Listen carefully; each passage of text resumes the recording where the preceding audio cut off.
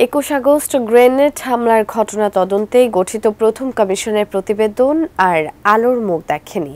সেই প্রতিবেদন তৈরিতে আওয়ামী লীগের শীর্ষ নেতৃত্ব সহযোগিতা না করে উল্টো বিএনপিকে দায়ী করে প্রতিবেদন দিতে প্রস্তাব দিয়েছিল বলেও জানিয়েছেন কমিশন প্রধান বিচারপতি মোহাম্মদ জয়নুল আবেদিন। আমিনুল ইসলামের রিপোর্টে বিস্তারিত।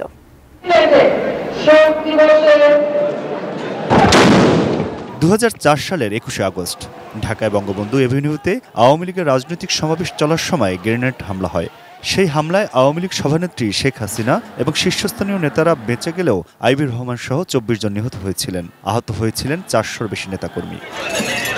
ঘটনার পর বিএনপি জামায়াত সরকার বিচারপতি জয়নুল আবেদিনের নেতৃত্বে একটি তদন্ত কমিশন গঠন করে।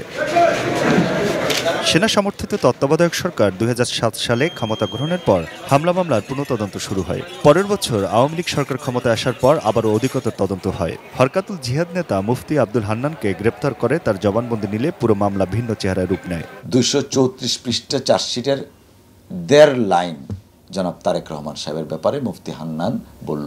বিএনপির আইন বিষয়ক সম্পাদক ব্যারিস্টার কায়সার কামাল জানান, শেখ হাসিনা ক্ষমতায় আসার পর পঞ্চম চার্জশিটে তারেক রহমানের নাম ঢুকানো হয়। রাজনৈতিকভাবে হেয় প্রতিপন্ন করার জন্য তাকে এই মামলায় জড়ানো এবং সাজা দেওয়া হয় বলে দাবি করেন এই আইনজীবী নেতা।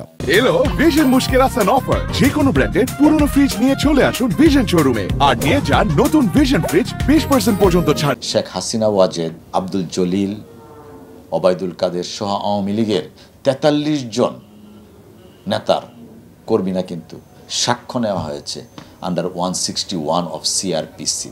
অর্থাৎ যখন একটা চার্জশিট দিতে লাগে ভিকটিম এবং উইটনেসদের সাক্ষ্য নিতে হয়।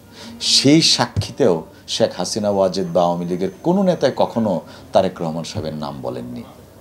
আমরা দেখলাম শেখ হাসিনা ২০০৯-এ প্রধানমন্ত্রী হিসেবে শপথ নেওয়ার পরেই সংসদে দাঁড়িয়ে আবারও একটা মিথ্যা কথা বললেন যে ২১ আগস্ট মামলায় নাকি তার ভাষায় তারেক রহমান সাহেব জড়িত। বিচারপতি মোহাম্মদ জয়নুল আবেদিনের নেতৃত্বাধীন ১ সদস্যের বিচার বিভাগীয় কমিশন ঘটনার ১ মাস ১০ দিনের মাথায় ২ অক্টোবর সরকারের কাছে ১৬২ পৃষ্ঠার তদন্ত প্রতিবেদন জমা দেয়।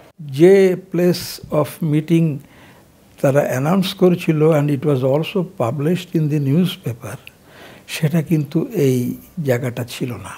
সেই কমিশন প্রধান জানালেন, তদন্ত প্রতিবেদন তৈরিতে আওয়ামী লীগের শীর্ষ নেতৃত্ব তখন কোনো সহযোগিতা করেনি। উল্টো প্রতিবেদনে হামলার জন্য বিএনপিকে দায়ী করতে চাপ দেওয়া হয়। আমাকে শেখ হাসিনার নাম করেই বলা হয়েছিল যে আপনি এই মিটিংয়ে যেটা বলবেন এই গ্রেনেড হামলার ব্যাপারে, এই দোষটা পুরোপুরি একেবারে খালেদা জিয়া অ্যান্ড হার পার্টির উপরে দিবেন, যে তারাই আমাদের মিটিংয়ে গ্রেনেড হামলা করেছে। জুডিশিয়াল ইনকোয়ারি কমিশনের চেয়ারম্যান হিসাবে আমি যেটা পেয়েছি সেটা এইটা নয়। Aminul Islam, ATN news, Dhaka.